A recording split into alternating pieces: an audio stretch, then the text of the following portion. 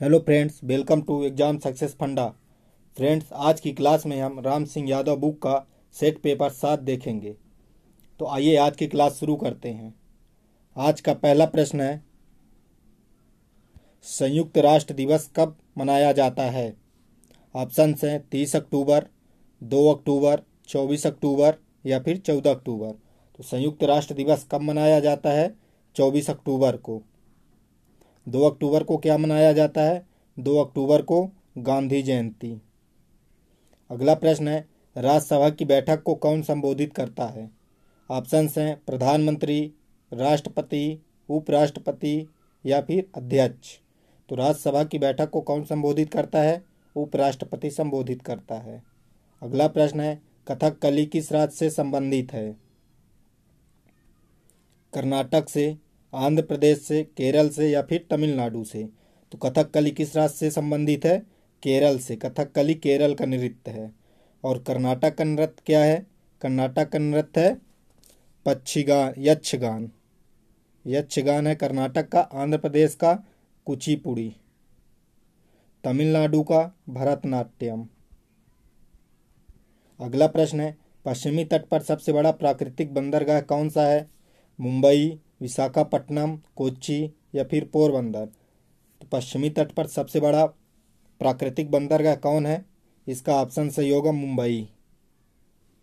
अगला प्रश्न है, सिखों के अंतिम गुरु कौन है? सिख के अंतिम गुरु कौन है? गुरु गोविंद सिंह, गुरु नानक देव, गुरु अर्जुन देव, गुरु तेग बहादुर। तो अंतिम गुरु कौन से हैं? गुरु गोविंद सिंह। अंतिम और 10वें गुरु गुरु गोविंद सिंह है। गुरु नानक देव कौन से नंबर के हैं? गुरु नानक देव पहले नंबर के गुरु हैं। गुरु अर्जुन देव की बात करें तो 5वें नंबर के गुरु अर्जुन देव हैं। और गुरु तेग बहादुर 9वें नंबर के गुरु हैं। अगला प्रश्न है, भूकंप मापने का यंत्र कौन सा है? लेक्टोमीटर, वायरोमीटर, सेस्मोग्राफ या फिर हाइड्रोमीटर। तो भूकंप मापने का यंत्र कौन सा है? सेस्मोग्राफ से भूकंप मापते हैं। लेक्टोमीटर से क्या मापते हैं? लेक्टोमीटर से दूध की शुद्धता मापते हैं। बैरोमीटर से वायुमंडलीय दाब मापते हैं। हाइड्रोमीटर से घनत्व नापते हैं। अगला प्रश्न है, एक्स बाई का पिता है परंतु बाई एक्स का बेटा नहीं है। तो बाई एक्स का क्या लगता है? बोला है, देखते हैं। यक्स बाई का पिता है। यक्स बाई का पिता है परंतु बाई एक्स का बेटा नहीं है। तो यहाँ पे बेटा या बेटी हो सकता है, तो बेटा नहीं है तो बेटी होगा। ऑप्शन बी सही। अगला प्रश्न है, एक व्यक्ति आयताकार क्षेत्र के चारों ओर जाने में 6 किलोमीटर चलता है। यदि आयत का क्षेत्रफल 2 किलोमीटर है तो लंबाई और चौड़ाई के बीच अंतर ज्ञात करना है। इसके ऑप्शन है 1 किलोमीटर, 0.5 किलोमीटर, 2 किलोमीटर या फिर 0.7 किलोमीटर। तो इसको फार्मूले से ज्ञात करना पड़ेगा। देखते हैं इसका फार्मूला।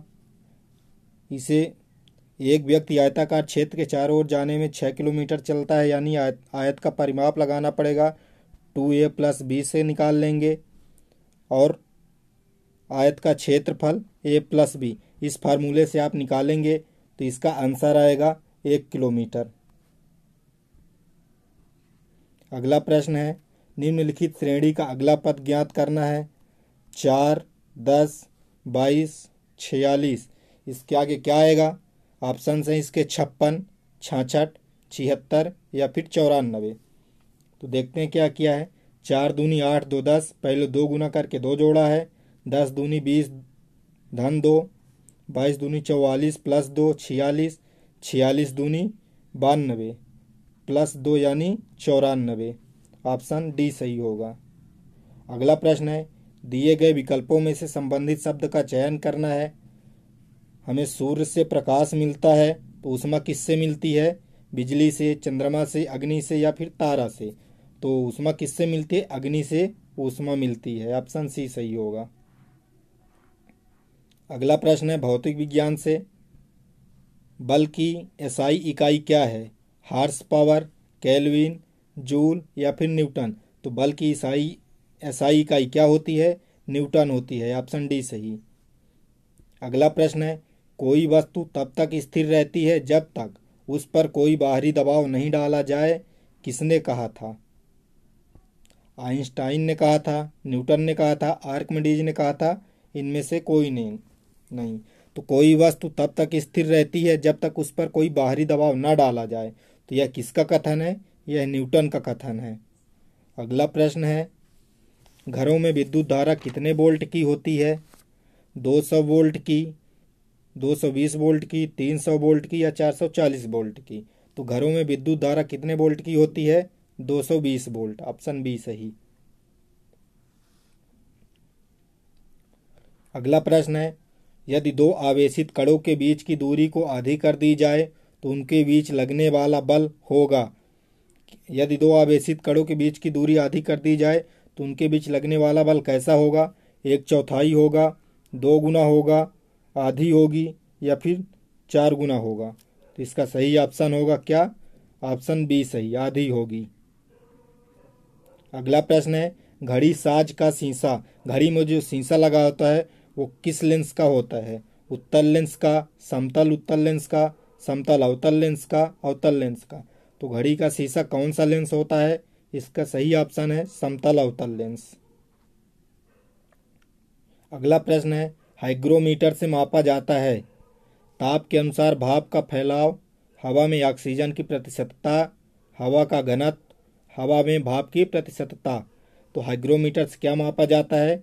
हवा में भाप की प्रतिशतता मापते हैं हाइग्रोमीटर से, या फिर इसको हाइग्रोमीटर से कभी कभी पूछ लेते हैं, नमी भी हाइग्रोमीटर से ही मापते हैं।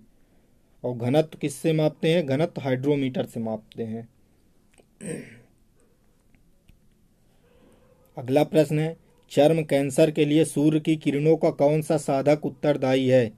तरंग की लंबाई, इंफ्रारेड किरणें, दृश्य प्रकाश या फिर अल्ट्रावायलेट किरणें? तो चर्म रोग के लिए सूर्य की किरणों का कौन सा साधक उत्तरदायी है? अल्ट्रावायलेट किरणें होती हैं। ऑप्शन डी सही। अगला प्रश्न है, प्रकाश ऊर्जा को विद्युत ऊर्जा में बदलने वाले यंत्र को क्या कहते हैं? फोटोन कहते हैं, गतिज ऊर्जा कहते हैं, फोटोसेल कहते हैं, उत्तर तरंग बोलते हैं? तो क्या बोलते हैं? प्रकाश ऊर्जा को विद्युत ऊर्जा में बदलने वाले को फोटोसेल बोलते हैं। ऑप्शन सी सही होगा। गतिज ऊर्जा मालूम करने का सूत्र क्या है? गतिज ऊर्जा का सूत्र क्या है? mv², mgh², mgh 1/2 mv²। तो गतिज ऊर्जा का सूत्र होता है 1/2 mv²। स्थितिज ऊर्जा का सूत्र होता है mgh। दिए हुए तापमान पर वायुमंडल की दाब के बढ़ जाने से वायु में ध्वनि की चाल कैसी रहती है? बढ़ जाती है, शून्य हो जाती है, अपरिवर्तित रहती है, घट जाएगी? तापमान पर वायुमंडलीय दाब के बढ़ जाने में वायु की ध्वनि की चाल क्या होगी? अपरिवर्तित रहेगी, वही रहेगी जो पहले से रहती है। अगला प्रश्न है, दो समान भार की वस्तुओं एक समान वेग क्रमशः v और 3v से चलाती हैं तो उनकी गतिज ऊर्जा का अनुपात क्या होगा? 1/2, 1/9, 1/1 या फिर 1/3? तो इसका सही ऑप्शन है 1/9। अगला प्रश्न है, क्षण चुंबक के मध्य में चुंबकत्व होता है। क्षण चुंबक के मध्य में कैसा चुंबकत्व होता है? शून्य, न्यूनतम, अज्ञात या फिर इनमें से कोई नहीं? तो इसका सही आंसर होगा शून्य। क्षण चुंबक में शून्य चुंबकत्व होता है। अगला प्रश्न है, चलता हुआ हथौड़ा कील को लकड़ी के भीतर घुसा देता है, यह उदाहरण किसका है? काइनेटिक एनर्जी यानी गतिज ऊर्जा, केमिकल एनर्जी यानी रासायनिक ऊर्जा, पोटेंशियल एनर्जी यानी स्थितिज ऊर्जा या फिर सोलर एनर्जी? तो चलता हुआ हथौड़ा कील को लकड़ी के भीतर घुसा देता है, यह किसका उदाहरण है? गतिज ऊर्जा का। अगला प्रश्न है, आवाज की तीव्रता का मापक है। आवाज की तीव्रता किससे मापते हैं? बार से, डेसिमल से, अर्ग से या फिर फेरड से? इसका सही ऑप्शन होगा बी, डेसिमल से आवाज की तीव्रता मापते हैं। अगला प्रश्न है, प्रकाश एक प्रकार की क्या है? प्रकाश रंग है, ऊर्जा है, वस्तु है या फिर स्रोत है? प्रकाश एक प्रकार का क्या है? ऊर्जा है। ऑप्शन बी सही। अगला प्रश्न रसायन विज्ञान से,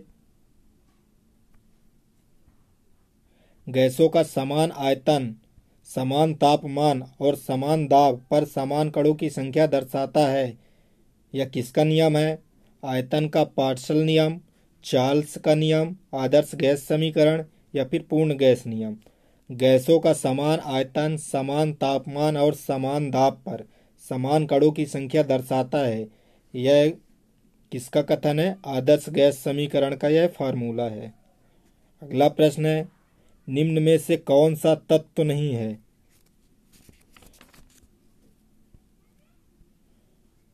ClOH CO2, तो कौन सा तत्व नहीं है? CO2 कार्बन डाइऑक्साइड गैस है।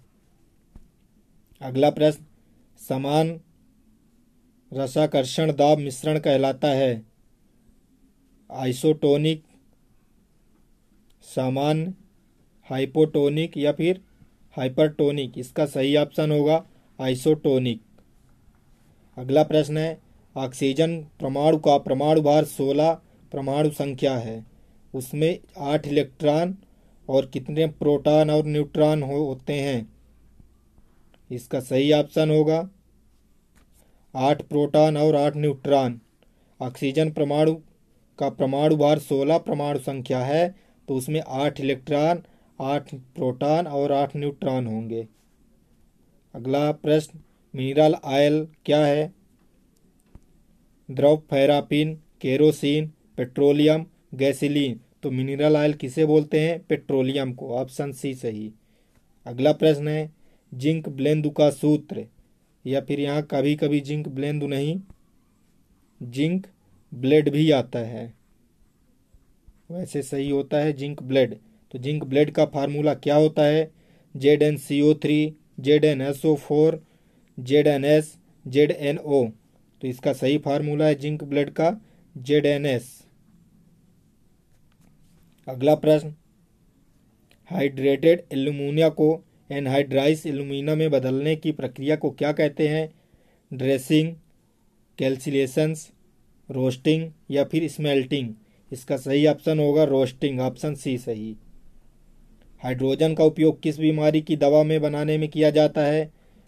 मलेरिया, टीबी, कॉलेरा या फिर टाइफाइड। तो कॉलेरा बीमारी में हाइड्रोजन का उपयोग किया जाता है। हाइड्रोजन की दवा बनाते हैं, कॉलेरा की दवा जब बनाते हैं तो उसमें हाइड्रोजन का उपयोग किया जाता है। अगला प्रश्न है, एल्केन को किस फार्मूला द्वारा प्रदर्शित किया जाता है? CnH2n2, CaH2n, CnHn, CaH2n+2। तो एल्केन का सही फार्मूला होता है CaH2n+2। अगला प्रश्न है, स्टेनलेस स्टील एक धातु है जबकि हवा क्या है? यौगिक है, मिश्रण है, गैस है, घोल है। तो हवा क्या है? हवा एक मिश्रण है। ऑप्शन बी सही। आज की क्लास में बस इतना ही। अगर आपको हमारी क्लास पसंद आई हो तो हमारी क्लास को लाइक, शेयर और सब्सक्राइब करिएगा। जय हिंद, जय भारत।